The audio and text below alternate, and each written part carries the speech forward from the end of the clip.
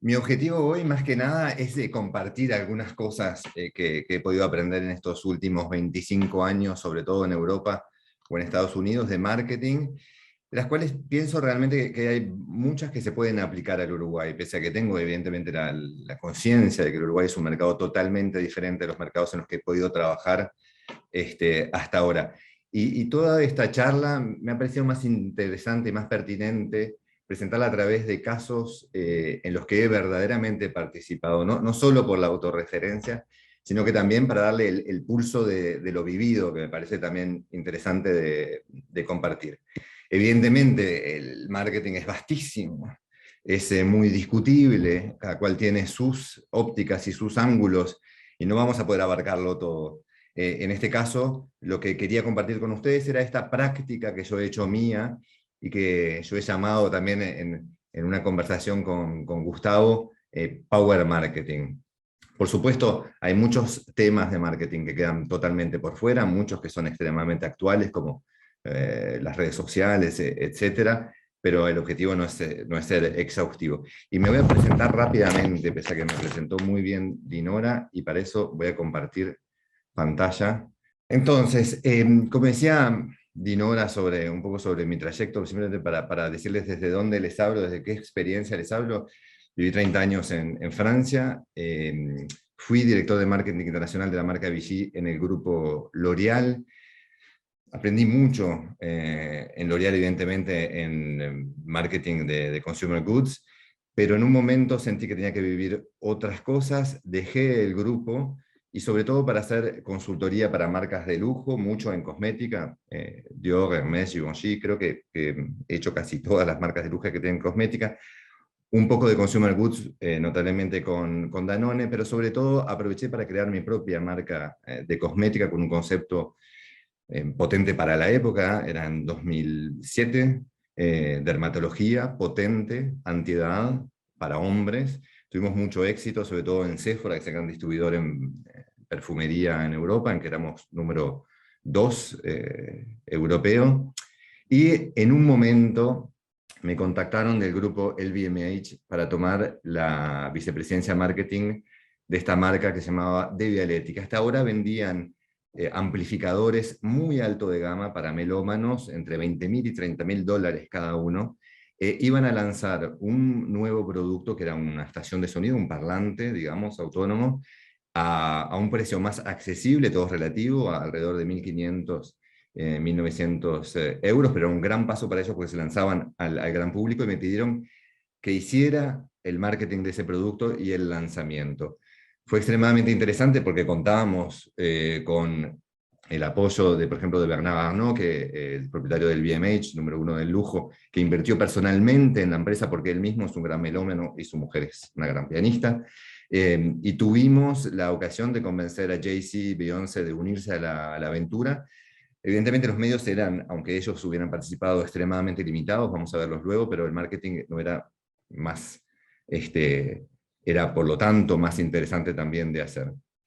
Trabajé luego de dejar de Vialet, después de 2 años, haciendo consultoría de marketing, que es lo que hago aún hoy, en IoT, objetos conectados de salud para la marca WeThings, en sistemas internacionales de comunicación, biotecnología. También he trabajado para la creación de una marca de bicicletas eléctricas en Francia, de la que voy a hablar particularmente hoy, o aplicaciones, en este caso les muestro una que es una aplicación también para melómanos, líder mundial. Ahora, si entramos en el tema que nos ocupa hoy, ¿por qué necesitamos Power Marketing? Y les voy a dar una visión que no es forzosamente extremadamente positiva al inicio, pero les aseguro que termina bien. Necesitamos Power Marketing antes que nada, porque y a eso a veces lo olvidamos en las oficinas, no estamos solos en el mundo. A veces tenemos esa impresión cuando estamos trabajando entre nosotros. El consumidor está absolutamente abrumado de mensajes, y generalmente cuando doy clases, también en labor les pregunto a los alumnos, antes cuando tenían trayectos y que era presencial, de qué marcas se habían acordado cuando venían en el ómnibus hasta el curso. Generalmente ningún alumno se ha acordado de absolutamente ninguna marca. Y eso nos da la idea de cuán difícil es emerger hoy en día, porque el mercado está absolutamente saturado en casi todos los segmentos y no tenemos que perderlo de vista. Y además ocurre algo particularmente en nuestra sociedad que se acelera en los últimos 20 años, es que hay diferentes crisis que se superponen. No se termina una y empieza otra, es una por encima de la otra, un layering, son capas. Está efectivamente la pandemia, pero también tuvimos hace poco tiempo el Black Lives Matter, que continúa evidentemente en Estados Unidos, o el Me Too antes que eso. Es decir, que son ruidos suplementarios que se superponen unos a otros. Además, y eso es muy fácil de olvidar cuando estamos trabajando en un nuevo producto, el cliente no nos precisa, no nos está esperando diciendo, wow, al fin Pedro va a lanzar una marca o un producto. No, no es así. El cliente sobrevivió sin nosotros durante años, él tiene sus hábitos que le placen, y es extremadamente difícil hacer cambiar un hábito. Un dato simplemente es saber que 50% de las personas y la mitad de las personas no han bajado ninguna aplicación en los 2 últimos meses. Imagínense con la saturación de aplicaciones nuevas que se crean cotidianamente en el mundo, lo que esto supone como tasa de éxito. También hay una noción importante que me ha empujado a trabajar con esta noción de Power Marketing, es que constato que con los clientes con los que he podido trabajar, que pocos cuentan con el ticket de entrada, es decir, con el cost of entry, la inversión marketing mínima para que nuestro mensaje sea visible. Y muchas veces la gente no es consciente, piensa que porque tienen $20.000, $30.000, $50.000, $100.000, $500.000, ya tienen acceso a la visibilidad. Y no siempre es así. Generalmente la gente tiende a sobreestimar lo que poseen como inversión. Y es verdad, y no podemos negarlo, lo que hemos trabajado mucho en marketing estos últimos años, que las chances de éxito son contadas. La tasa de error y de fracaso es inmensa. Es decir, que si no nos ponemos todas las chances de nuestro lado, y si no extremizamos absolutamente todo, lo más probable es que no nos vaya bien. Muy positivo lo mío, pero no me quedo con eso. Un ejemplo de la semana pasada, por ejemplo, es que Manos del Uruguay estuvo en portada del Vogue Escandinavia a través de Greta Thunberg, a través de Gabriela Hert, es cierto, pero una marca local uruguaya puede brillar en el mundo hoy en día con los medios que tenga. De ahí la idea de Power Marketing, porque por todo este panorama, mi impresión es que el marketing habitual a veces no es suficiente. Por eso es que yo me impongo estas reglas del Power Marketing, que ¿de qué está compuesto? Está compuesto de marketing, evidentemente, del marketing habitual, riguroso que hacemos habitualmente, y sobre todo que se hace en instituciones como la ORT, a la que yo le agrego un gran gusto de pólvora, mucha pólvora. Porque sin esa pólvora me parece que es muy difícil emerger en los mercados actuales. Ahora vamos a ver bien que esa pólvora sea bien dirigida. ¿Qué nos permite hacer el Power Marketing para mí? Antes que nada, ahorrar dinero y ganar tiempo. Se gasta mucho dinero en las empresas que no siempre está justificado en el marketing, particularmente en la comunicación, y podemos ganar tiempo siendo más emergentes. Con 2 elementos. Por un lado, tenemos que forjar marcas mucho más precisas y mucho más potentes, y por otro lado, desplegar únicamente acciones que sean muy emergentes, que tengan alto impacto. Si mi ojo y mi cerebro no ve determinadas acciones, no sirven absolutamente para nada. Es decir que con el Power Marketing lo que intentamos es proyectar nuestras marcas con potencia hacia el consumidor. El músculo duerme, pero la ambición del marketing trabaja. El Power Marketing es mucho también una noción de ambición. Efectivamente, si alguien me dice, Pedro, yo quiero ganar 2% de parte de mercado, 3 puntos digo, bueno, un marketing más tradicional y muy analítico y muy metodológico ayuda muchísimo y logra eso. Pero si yo quiero arrasar un mercado, soy un challenger o soy un líder que quiere seguir manteniéndose como líder del mercado y además sin gastar fortunas, pienso que el Power Marketing nos da ciertas herramientas que son interesantes. Es el caso, por ejemplo, esto de la ambición de la marca, y yo siempre trato de ubicar y de tantear exactamente dónde está la ambición de la marca con el cliente de marketing que voy a trabajar. El ejemplo de WeThings, que es el número uno IoT de salud en el mundo, que está basado en Francia, con una fuerte impronta en Estados Unidos y en toda Europa.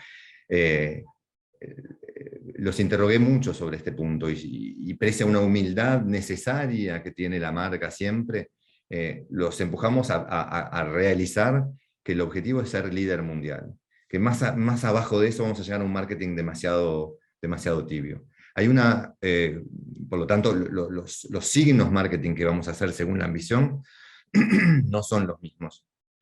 Yo siempre digo a mis estudiantes, no es lo mismo hacer el marketing de un food truck maravilloso en Villa Biarritz, que hacer los signos de marketing de una cadena de food truck que va a triunfar en el mundo. Los atributos no son los mismos, es decir, que los tengo que trabajar de manera diferente.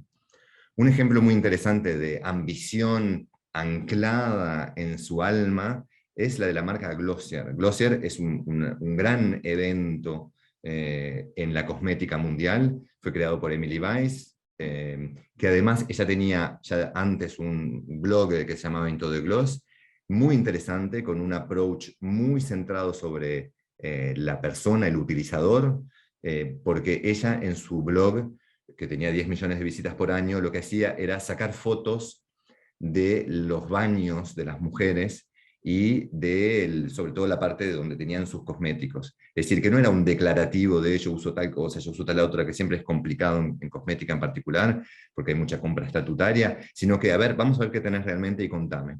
Eso tuvo muchísimo éxito. Y ella, fuerte de esos 10 millones de seguidores en el blog, creó la marca Glossier, que es extremadamente centrada sobre el consumidor, pero ya sabía que no iba a crear una marca para Soho en Nueva York, para ser intimista y confidencial. Ella quería ser la número uno y se dio los atributos del marketing del número uno, que es siempre muy interesante. ¿Cuáles son las bases de trabajo del Power Marketing? Yo parto de esta convicción o de esta actitud. No estamos aquí para ganar décimas de parte de mercado, venimos a robar el mercado, a comernos lo crudo. Y esa actitud es importante en lo que vamos a desarrollar. No podemos ser tibios en absolutamente ningún aspecto. El Power Marketing, tal como yo lo veo, consta de dos pilares decisivos. Por un lado, yo necesito una estrategia guerrera, que sea absolutamente de combate, vengo a luchar a este mercado, y por otro lado, una visibilidad extrema. Prohíbo todo lo que es tibio y lo que no se ve. Y vamos a empezar con la primera parte, la primera base de esto, del Power Marketing, que es la estrategia de ataque. Evidentemente, la estrategia de ataque determina cuál es el ángulo que yo elijo para conquistar en el mercado. Parece una obviedad, es una estrategia, pero de una manera combativa. Y los franceses tienen un dicho, choisir c'est renoncer, elegir es renunciar. Y es doloroso renunciar, no solo en marketing, en la vida globalmente.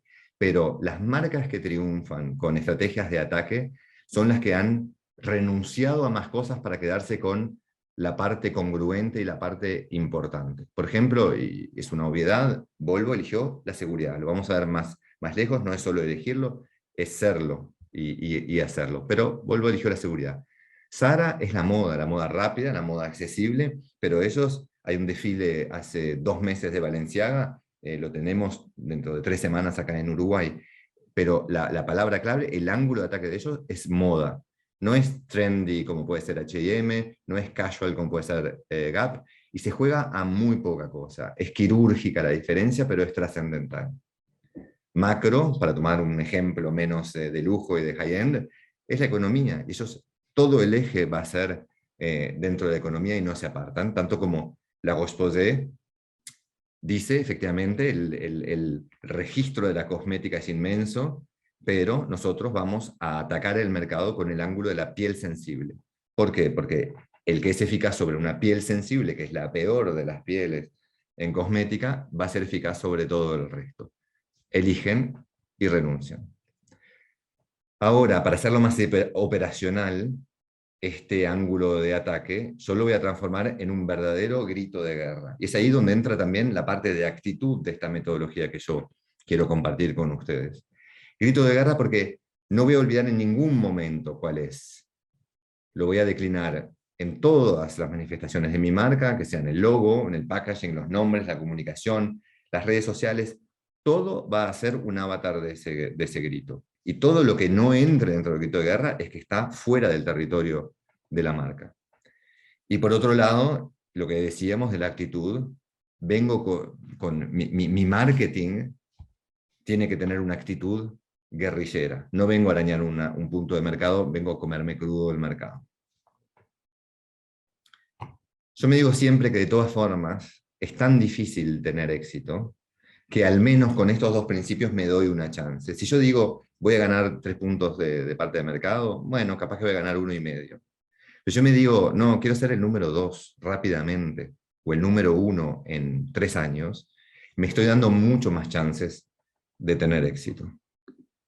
Ahora, ¿cómo llegamos a la estrategia de mercado? Evidentemente hay diferentes vías y pienso que son todas complementarias. Por un lado tenemos la clásica, que son los análisis de mercado, y hay muchas empresas, sobre todo L'Oréal, donde trabajé durante 10 años, en que todo va a ser basado en análisis de mercados, mucho quanti, mucho quali, mucha exploración, cada vez más sofisticada esa exploración, y es totalmente válido. Pero a veces, más allá del análisis de mercado, sumándose o sin análisis de mercado, tenemos una persona que crea una marca y que tiene una gran vocación, o que tiene una visión del mundo muy particular, una intuición, una convicción, algo que no siempre puede explicar totalmente, pero que es muy válido y muy interesante de escuchar. Cuando yo trabajo con mis clientes en consultoría, muchas veces tengo que ver con este tipo de gente, que no parte tanto de análisis de mercado, sino de batallas que quieren dar. Y son extremadamente pertinentes y muchas veces coronadas de éxito. Yo me pregunto siempre si nos basáramos simplemente en los estudios de mercado, si el iPhone existiría hoy en día, porque Steve Jobs no podría haber encontrado con ninguna técnica y metodología actual de exploración lo que supone todas las ventajas del iPhone. O Airbnb, cierto, es verdad que hay una tendencia de fondo a querer vivir viajes de manera un poco más auténtica, más integrada con los países, pero hoy lo sabemos porque ya existe Airbnb. Esta es una marca muy interesante que se llama The Body Shop, que L'Oréal la había comprado y después la volvió a vender. Anita Roddick fue su fundadora y ella, su convicción era la ecología, luchar contra la crueldad animal, y esta marca no hubiera existido, no hubiera podido tener su potencia sin su convicción. Y sin, en este caso, estudios de mercados, contra los que no tengo nada, de contrario, cuando puedo tenerlos, es una riqueza suplementaria importantísima. El ángulo de ataque del mercado, que ya definimos, no es simplemente escribir cosas fantásticas en mi cuaderno o en mi presentación PowerPoint y decir, ya está, ya tenemos. Más que nunca hoy en día, con la crisis de credibilidad que hay en la opinión pública en general, tenemos que ser, no solo decir. Hay un buen ejemplo que todos conocemos, es el de Nike. Si yo desgloso un poco el ángulo de ataque tal como yo lo entiendo de Nike, digo, es la marca de indumentaria deportiva más tecnológica, efectivamente, pero si me quedo ahí, creo que no tengo la totalidad del ángulo de ataque de mercado de Nike. Nike es también la más militante, y eso lo han probado. ¿Cómo lo han probado? Sobre todo cuando emerge el Black Lives Matter de manera más eruptiva en Estados Unidos. Ustedes conocen este caso del jugador de fútbol americano Kaepernick, que se arrodilla cuando cantan el himno antes de empezar el partido, y eso está visto por una parte de la derecha americana como una falta de respeto hacia el himno, y él es blacklisteado de las ligas. Y Nike decide que Kaepernick sea su imagen publicitaria. No es una elección fácil, sobre todo para un líder de mercado como Nike, de decir, me voy a oponer a 50% de la población, que es más o menos la gente que vota a Trump. No digo que sea exactamente, que se superpongan exactamente, pero sabemos que hay afinidades.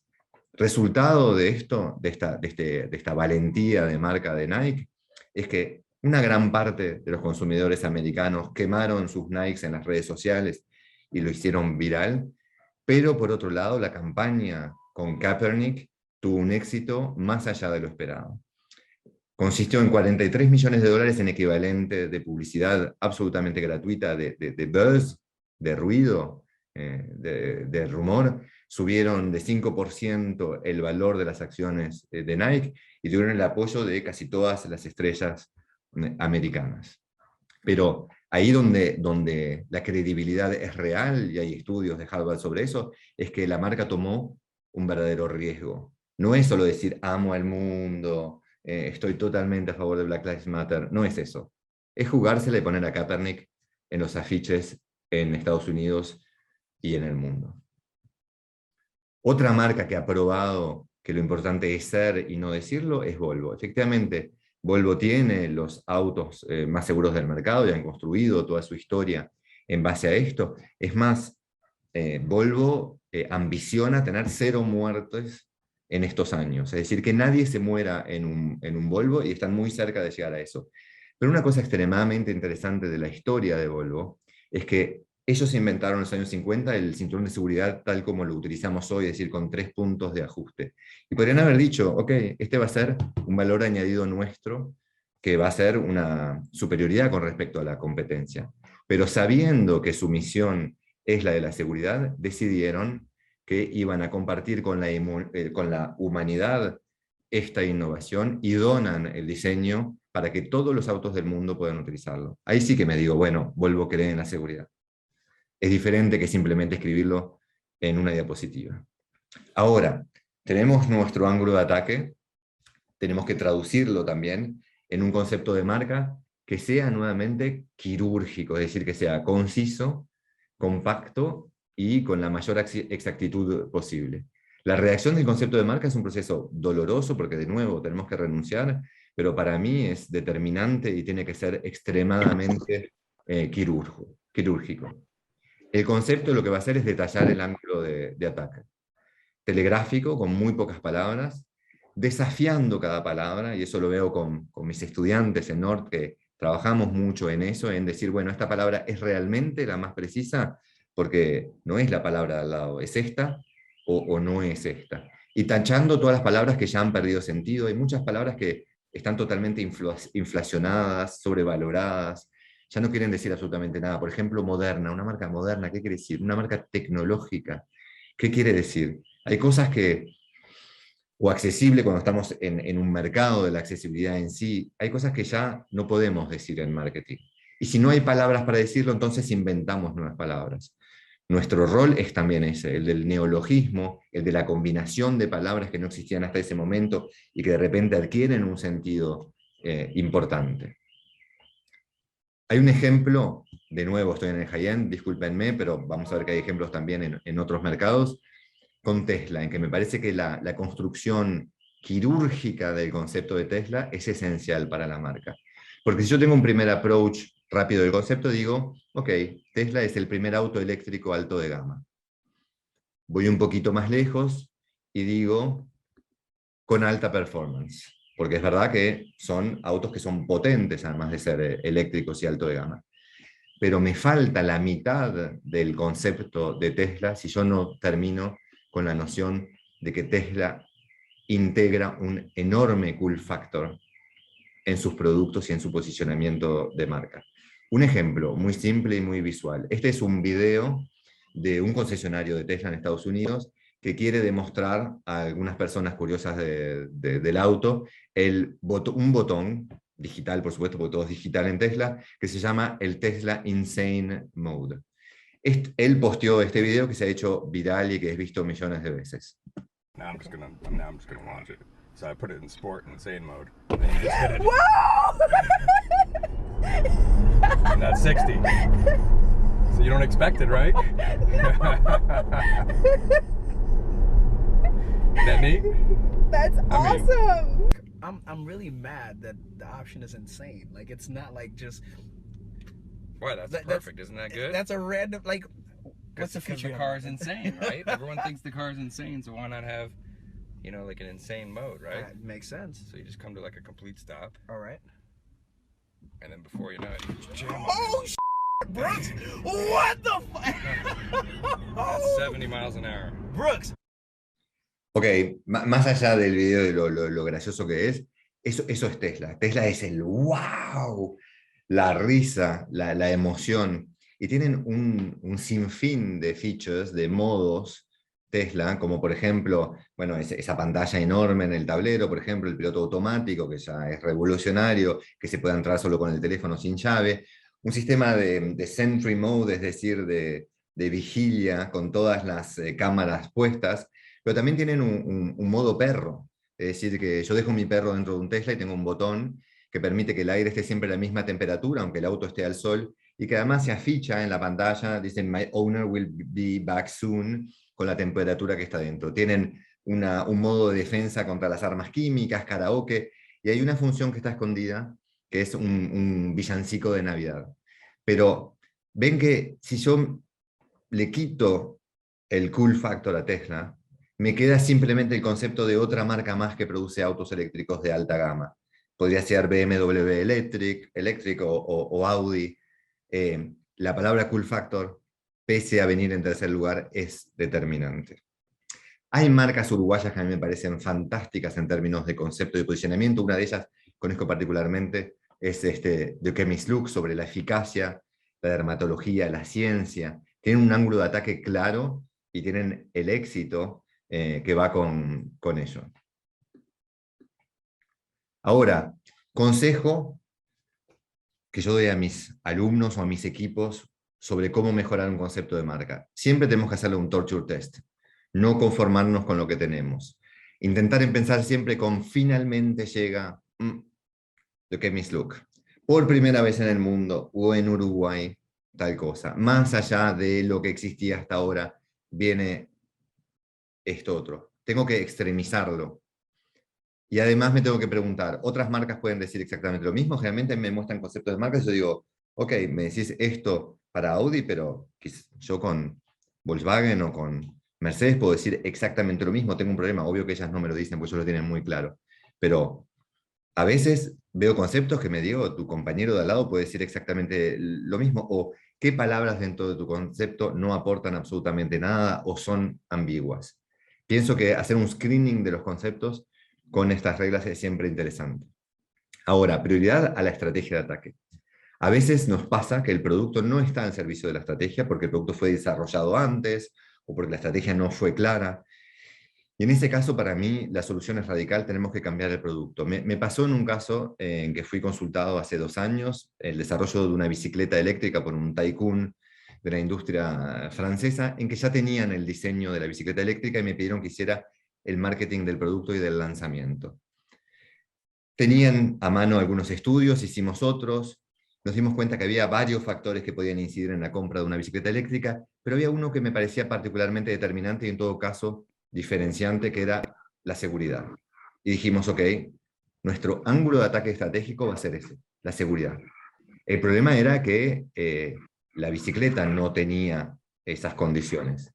El nombre que elegimos para este producto, para dar cuenta de la seguridad, fue The Vessel, la nave, algo imponente, que gana prioridad en la lucha, en el combate urbano frente a la bicicleta, los buses, etc.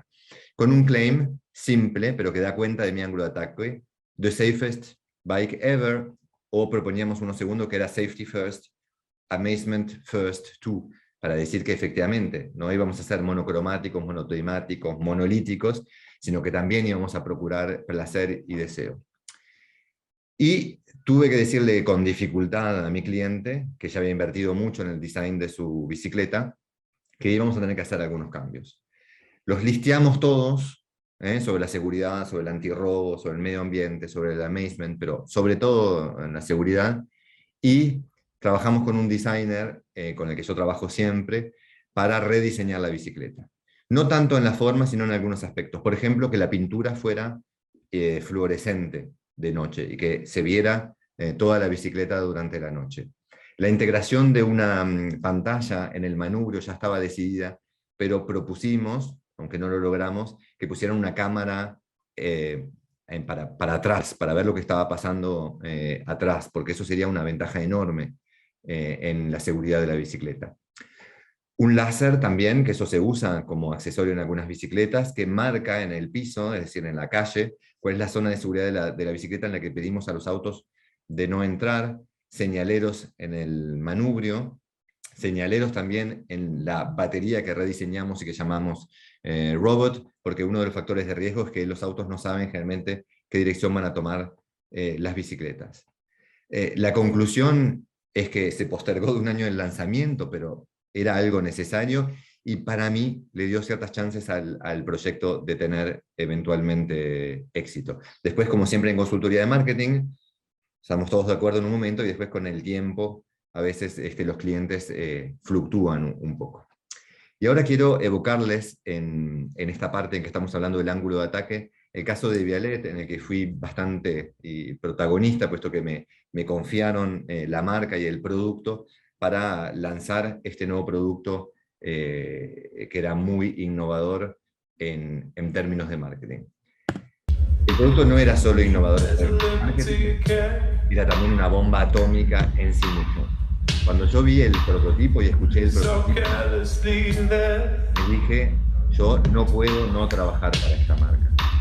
¿Por qué? Porque como ustedes lo vieron, es un producto no solamente imponente, diferente en cuanto a su design, que además se mueve, los batientes de cada lado laterales contribuyen a crear una presión que produce un sonido absolutamente perfecto, una revolución tecnológica con la primera hibridación de lo analógico, lo poético y lo digital, la potencia, 108 decibeles, es enorme, 1100 watts, extremada potencia. Ahora, no tenían ningún marketing. En algún momento habían decidido llamarlo de Vialet Player, tenían unas cajas naranjas que parecían más bien de McDonald's, y me pareció que era una falta de respeto total y una incoherencia lanzar un producto tan realmente revolucionario con un marketing que no lo fuera. Es una pieza de ingeniería mágica, este producto del cual todavía no les he dicho el nombre. Estaba posicionado, y eso no podemos cambiarlo, 1.900 euros el precio de venta al público.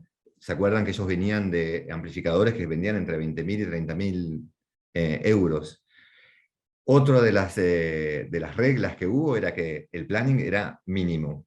Yo entré en octubre y creé el equipo de marketing, fin de diciembre era el lanzamiento, y en marzo se suponía que eran las primeras entregas del producto que estaba siendo fabricado en ese momento.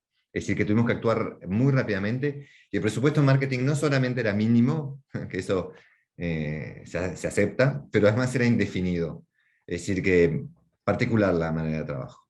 Lo que sí era muy claro era la ambición de la marca de Vialet. Los creadores de la marca sabían que ellos querían tener un lugar preponderante en el mercado del audio high-end. Y decidimos determinar que queríamos ser los líderes absolutos del mercado del audio high-end en el mundo. Por lo tanto, poca humildad, queríamos construir un éxito histórico, y entonces, ¿cómo llamo la atención? ¿Cómo hago para que se note inmediatamente que es absolutamente revolucionario mi producto en esta sopa constante de ruido que hay en el mercado? ¿Cómo lo hago compulsivamente deseable? Y también, evidentemente, cómo desencadeno la compra en muy poco tiempo y con muy pocos recursos. Es verdad que cuando yo hablo de recursos puede chocar un poco en Uruguay, porque cuando yo hablo de muy pocos recursos, son muy pocos recursos europeos, y en este mercado del high-end, yo sé lo que son los recursos y los presupuestos en Uruguay. Todo es relativo y todo se adapta, pero me parece que podemos tirar algunos aprendizajes quizás comunes de esto. Nos preguntamos quién podría comprar este nuevo Audio X, este parlante. Sabíamos que era un perfil proteiforme, gente que fanática de la música, pero también gente que se compraba su primer sistema de sonido. En realidad, muy poco estudio, poco tiempo para hacerlo. Sabíamos simplemente que tenían que tener un poder adquisitivo suficiente, y en realidad nos dijimos, la base de compradores potenciales es muy amplia y diversa. Si elegimos uno solo, vamos a complejizar el mensaje y vamos a renunciar a los otros. Es decir, que vamos a conquistar todas estas categorías de clientes con un único mensaje que sea potente y federador. Una de las enseñanzas que yo tengo de mis 25 años de marketing es que no son las marcas que eligen sus clientes. Cuando nosotros decimos, nosotros nos vamos a dirigir a CSP++, urbano, depósitos, yo siempre soy bastante humilde en eso. Tengo pocos trazos de humildad, pero en eso soy muy humilde. No son las marcas que eligen a sus clientes, son los clientes que eligen a la marca, y a veces está bueno reflejarlo en nuestros espíritus de marketing. ¿Cuál fue el ángulo de ataque que determinamos para este producto? no referirnos a una categoría ya existente, como los docks, los sistemas de sonido, Sonos, Bose, etc., sino que Devialet va a lanzar una nueva categoría que va a dejar obsoleta a la anterior. Y mi objetivo era que inmediatamente yo dejara obsoleto lo que existía antes, con un ángulo de ataque simple que era: somos el mejor sonido del mundo. Además lo podíamos probar perfectamente con los ingenieros de la marca. El tono de nuestro mix marketing, por lo tanto, iba a ser muy particular, porque teníamos un objeto realmente revolucionario, tenemos pocos medios, entonces no nos quedaba otra opción más que ser emergentes, disruptivos y subversivos. Digo, yo utilizo la palabra subversivo porque me parece que hasta disruptivo ya no se escucha más, porque nuestro oído y nuestro cerebro está demasiado habituado. Y este tono tenemos que reflejarlo en absolutamente todo el mix, desde el nombre, el claim, el packaging, el universo gráfico, toda la semántica de la marca, el lanzamiento, etc. Y entonces llegó la pregunta de qué nombre le damos a este producto, que ellos llamaban el Devialet Play, que me parecía una catástrofe llamar un producto tan revolucionario de esa manera. El nombre que propuse fue Phantom, con un subnombre Implosive Sound Center. ¿Por qué Phantom? Porque me parecía que había una nube de atributos alrededor de ese nombre que eran totalmente en coherencia con nuestra estrategia. Primero, Phantom es el Rolls Royce de la reina de Inglaterra, el lujo absoluto, y además la ingeniería de punta. Rolls Royce son los que hacen los motores para casi todos los aviones del mundo. Phantom evoca lo potente, es un poco vivo, el fantasma está un poco vivo, y en nuestro caso, nuestro producto vibra, se mueve, está entre dos mundos, puede ser etéreo, como el fantasma, es versátil, porque el design lo puedo colocar en cualquier lugar, pero también es imponente, queda algo humano en él, da miedo, y sobre todo a nuestra competencia. Todos sabemos que los fantasmas hablan con voz grave, y la potencia de Phantom es sobre todo de ser muy fuerte sobre los sonidos graves. Es sólido, el fantasma de la ópera me llevaba también a lo melómano, es inteligente, furtivo, etc. El claim de Phantom, simple y dentro de la estrategia de marca: the best sound in the world. ¿Para qué crear cosas mucho más sutiles y que nadie va a entender desde el primer vistazo? Esto es bold, es pretencioso. Cuando una marca no tiene medios y que no es conocida, Devialet no era conocida para nada, y Phantom menos porque lo estábamos inventando, tenemos que ser pretenciosos. Además lo podemos probar: 105 decibeles, cero ruido, absolutamente ninguna distorsión, aunque lleguemos a los 105 decibeles, era algo nunca visto en el mundo. Llegamos hasta definir el tipo de sonido, cómo lo íbamos a describir. ¿Por qué? Porque mi consejo siempre es de protocolizar absolutamente todo. No dejar que el consejero de venta o que la persona que responde por teléfono tenga que definir qué tipo de sonido hace Phantom. Nosotros dijimos, es un sonido ultra denso con impacto físico, porque es verdad que cuando ponemos el Phantom en su potencia, sentimos acá en el pecho como que nos están golpeando las ondas, es muy inmersivo, es muy interesante. Además, el nombre Phantom nos da un territorio muy potente que abre una gran riqueza en la creación de marketing.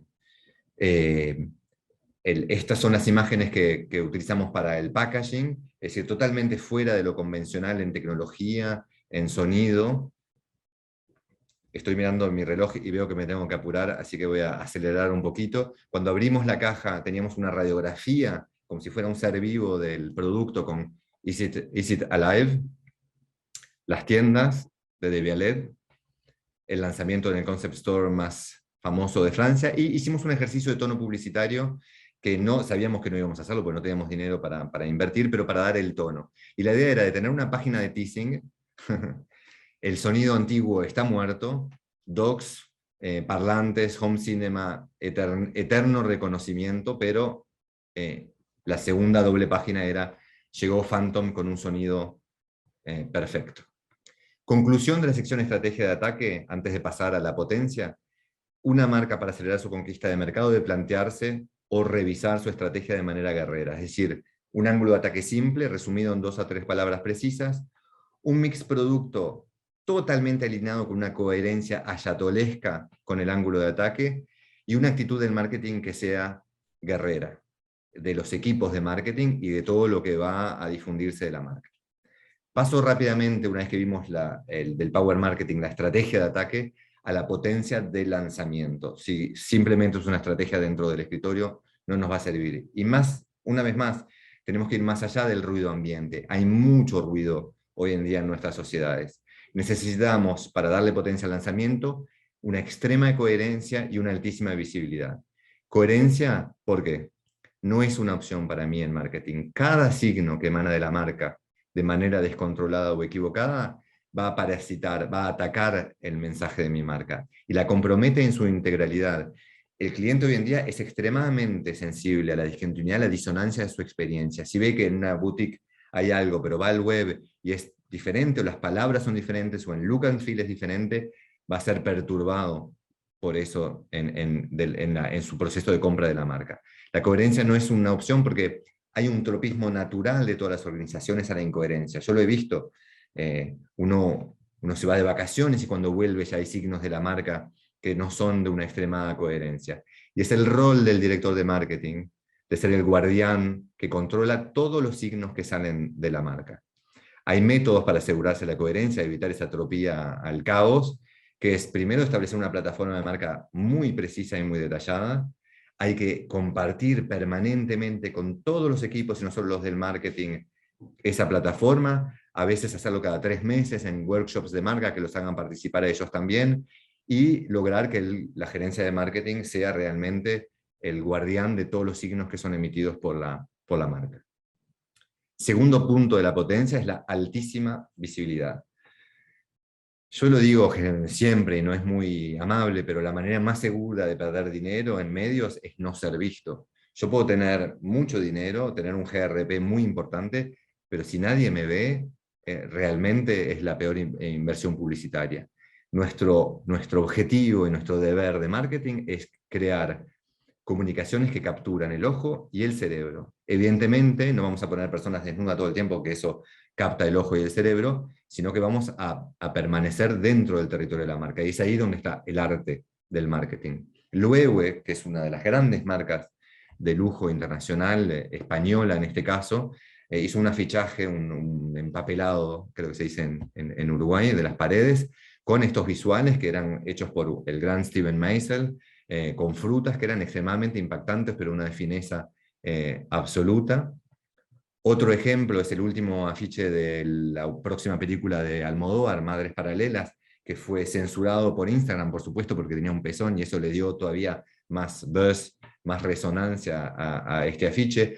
Marcas como Nescafé, que pueden hacer justamente mopis con visuales más impactantes, que captan el ojo y que captan el cerebro. Esto es un ejemplo de una marca de croquetas para perro que en Estados Unidos, en vez de hacer simplemente correos que quedan en las porterías o en los buzones sin que nadie los mire y que sean tirados directamente a la basura, le agregaron una lengua que queda para afuera del buzón.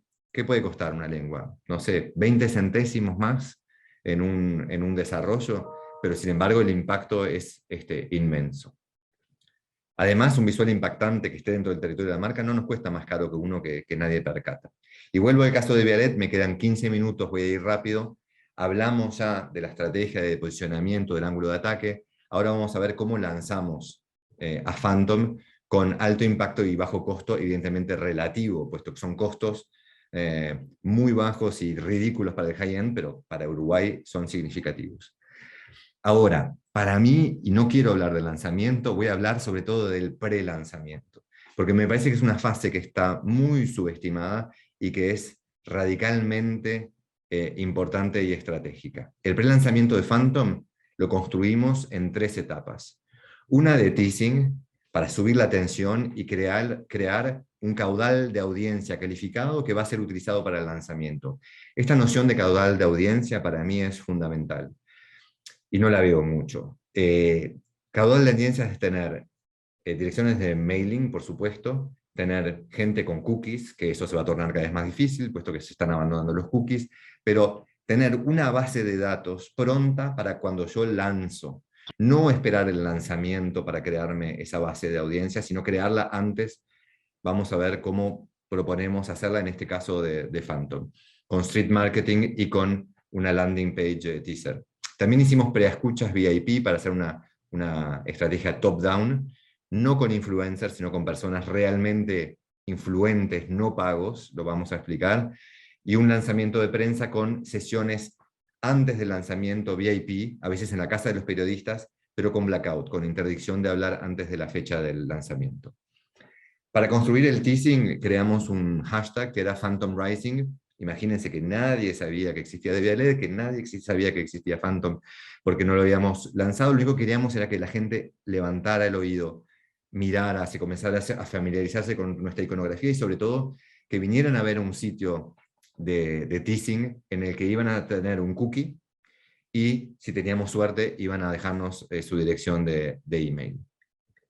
Y empezamos a hacer el empapelado, que en París es gratuito, con el hashtag Phantom Rising y los visuales de nuestro packaging, que eran acá un chico semidesnudo fumando, llama la atención. Y sobre todo hicimos making of de todo esto, para poder soltarlo en las redes, a veces si podíamos pagarnos, hacer un pre-roll YouTube de este tipo.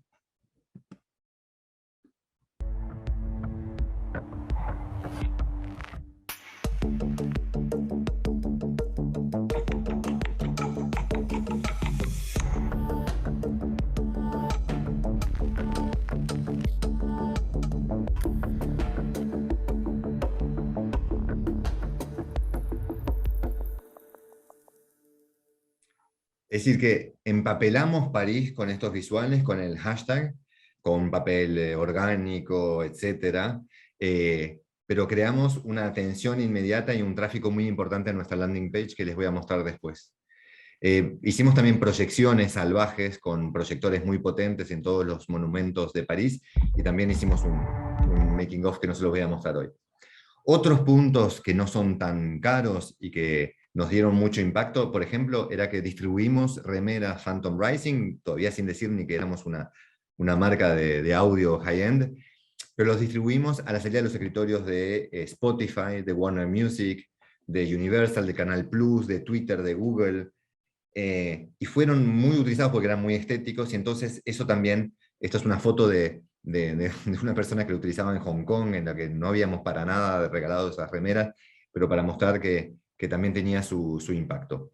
Y tratamos de tener un presupuesto, aunque sea corto, para hacer banners en el web sobre Phantom Rising, para crear tráfico hacia nuestro sitio, en que íbamos a poner los cookies a las personas. Mucho glitch para tener mucha visibilidad, la chica, la reina esta con la corona, está semidesnuda, el chico está fumando, muchos elementos de impacto para que nadie se lo perdiera. Este ya en Londres no se puede hacer empapelado salvaje, hay que comprarlo. Esto ya fue para el lanzamiento, pero también utilizamos evidentemente los visuales del packaging de la marca para crear impacto. Más allá del teasing, hicimos también preescuchas VIP que llamamos Face to Face with Phantom, absolutamente protocolizadas. Bueno, tuvimos gente como François-Henri Pinault, que es el propietario del número 2 del lujo mundial, con marcas como Gucci, por ejemplo, actores, Rick Rubin, que es uno de los grandes productores mundiales de música. Los hacíamos o en el escritorio de Devialet o íbamos a la casa de ellos y se los mostrábamos durante media hora. Con un protocolo de escucha muy particular, y yo soy un gran fan de la protocolización, es decir, que habíamos escrito exactamente qué tenía que decir la persona que iba a buscar al que iba a escuchar en la sala de espera, qué decíamos en el ascensor, qué decíamos en el corredor, y cómo hacíamos la escucha. Generalmente en el ascensor decíamos, uy, no se imaginan, François Pinault estuvo muy emocionado con la escucha ayer, tuvo una lágrima escuchando a Barbara, como para poner a las personas ya en esa actitud de que van a ser muy emocionados por Phantom. Muchos tweets de toda esta gente muy influente, otra vez más, no eran influencers porque no pagamos absolutamente nadie, era gente que tenía un impacto real en el círculo de poder, economía, audio, música, etc. Un Instagram acorde. Y siempre mi pregunta hoy en día es, ¿qué hubiéramos hecho si en 2015 TikTok tuviera la potencia y el pegue que tiene hoy? ¿Cómo lo hubiéramos utilizado? No tengo la respuesta porque hay que trabajarlo. Me imagino que sería quizás bajo forma de un challenge, pero este nuevo medio no lo tratamos porque no tenía esa potencia. El resultado del prelanzamiento de Phantom Rising, que fue del 21 de noviembre al 16 de diciembre, antes que hiciéramos el reveal, la conferencia de prensa, es que logramos juntar una audiencia propia de retargeting de 1,5 millones de personas, con información sobre el país, la ciudad, centros de intereses. Es decir, que ya nos da una base sobre la cual apoyarnos en el momento del lanzamiento. Cuando sacamos nuestros web ads, hicimos nuestra campaña, ya sabíamos hacia quiénes teníamos que ir, porque era gente que le iban a interesar ese tipo de universos, de cosas. No sabíamos si ellos habían venido porque pensaban que era una PlayStation, pero sabíamos que eran universos afines con lo que íbamos a lanzar. Las performances de ventas de los 20 días de diciembre de Vialé, marca absolutamente desconocida hasta ese día, fueron 5.200 pedidos de códigos de invitación, porque no dejábamos vender Phantoms sin haber pedido antes un código de invitación para poder administrar la escasez. Vendimos 351 Phantoms, lo que puede parecer poco, pero son 700.000 euros casi, es decir, casi $800.000 de una marca desconocida, y además no les entregábamos el producto en diciembre, les decíamos que le prometíamos que se los íbamos a entregar a finales de marzo si tenían este código de invitación privada. Último ejemplo, y termino ya casi en la hora, de low and no cost advertising que utilizamos para el lanzamiento de Phantom, fue el 4 o 5 de enero en el CES de Las Vegas. El CES es la gran misa mundial de la electrónica y la tecnología, a la que van todas las marcas hiperpotentes, con medios enormes, cenas y shows increíbles, stands increíbles. Nosotros no teníamos eso. Podíamos simplemente quizás alquilar durante 3 días una suite y poner algunos afiches de Phantom. Lo que hicimos fue lo siguiente. Contratamos una limusine, la más grande limusine de Las Vegas, que nos salía $200 por día, lo que ya era un sacrificio importante para la marca, y la pusimos en el aeropuerto de Las Vegas. Y teníamos a una americana PR que conocía a los periodistas influyentes de Estados Unidos. Instalamos un Phantom en esa limusine, y lo que hacíamos era proponerle a los periodistas, cuando estaban saliendo del aeropuerto, yo entre ellos iba y decía, disculpen, les podemos llevar al hotel gratuitamente en una limusine, la más grande de Las Vegas, ¿les interesa? Y reclutamos mucha gente así para que se subieran a la limusine, y por supuesto les imponíamos un show Phantom con la música a todo volumen, mucha emoción de las escuchas a los periodistas que iban al aeropuerto. También teníamos esta pobre pequeña suite en el Venetian en Las Vegas. Conclusión de esta acción de marketing con la limusine es que tuvimos muchos premios en el CES a los que no hubiéramos jamás soñado, como el premio de Wired, de NBC, de USA Today, y realmente artículos en la prensa a profusión con personas que habían realmente escuchado al Phantom, lo que era realmente la gran diferencia de este producto. Meses después nos pidió Apple de ser distribuidos en la Apple Store, lo que duró durante 1 año, si no me equivoco, lo que daba también un gaje de credibilidad muy importante. Y conclusión de todo esto, y para terminar, con The Vialet, el fundraising que había empezado en 2010 con un pequeño Family and Friends, antes que yo llegara habían levantado con todo 15 millones, lo que ya es mucho. Luego del lanzamiento de Phantom, The Vialet logró levantar 100 millones en 2016 y 51 millones más recientemente en 2019. Luego tuve la suerte de intervenir también para el nuevo lanzamiento de Phantom que hicieron cuando yo me fui, 2 años después, que se llamó Phantom Reactor, y fue muy interesante. Volvamos a Power Marketing y a las conclusiones, y termino bastante bien con la hora de esta charla sobre el Power Marketing, en la que hablé mucho y muy rápido. Mis consejos humildes son, además del rigor, pongámosle power al marketing. Lo necesita en el mundo tal cual es hoy. Partamos de la idea que el éxito es difícil, y es muy difícil. Yo a mis clientes siempre empiezo por decirles eso, y sobre todo cuando los veo extremadamente entusiasmados. Les digo, genial chicos, maravilloso, tenemos algo fantástico, pero recordemos de que si no hacemos un marketing extremadamente potente, todo es muy difícil. Mucho más difícil generalmente de lo que esperamos. Fijemos una estrategia guerrera y ultra precisa, y una actitud del marketing que sea de combate, de los equipos, de las personas también, que sea visible.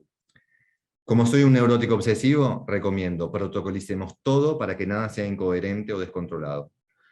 Todo tiene que obedecer a la estrategia. Y para eso tenemos al director de marketing, que tiene que ser el guardián de que todos los signos emitidos por la marca sean dentro del concepto. Desafiemos cada signo de la marca antes de hacerlo o antes de pagar, diciéndonos, ¿esto alguien lo va a ver realmente? Si yo hago un mapping, me ha pasado de llevar a mi hija a la clase y de ver un afiche siempre que tengo, y de haber pasado de 100 veces y de recién a la 101 decirme, pero son estos. Quería poner la presentación y me dije, no, va a quedar muy feo que ponga ese mapping que yo no vi 100 veces que pasé de adelante. Pero, ¿para qué sirve invertir en cosas que no son vistas? Tenemos que extremizar cada acción de marca buscando impacto, a veces inventar nuevos medios o torcer los medios existentes. Tenemos que relajarnos, reírnos, ser creativos cuando creamos nuevas cosas. Y mi último consejo es, no gastemos demasiado. Y también es una de las cosas que yo le digo a mis clientes cuando entro en una marca, es, están gastando demasiado. ¿Para qué gastar en cosas que no son vistas? ¿Para qué gastar en cosas que no son eficientes? Vamos a reducir y hacer solo cosas que sean impactantes y ultravisibles. Bueno, hasta aquí he llegado, hablé mucho, así que espero ahora escuchar sus preguntas.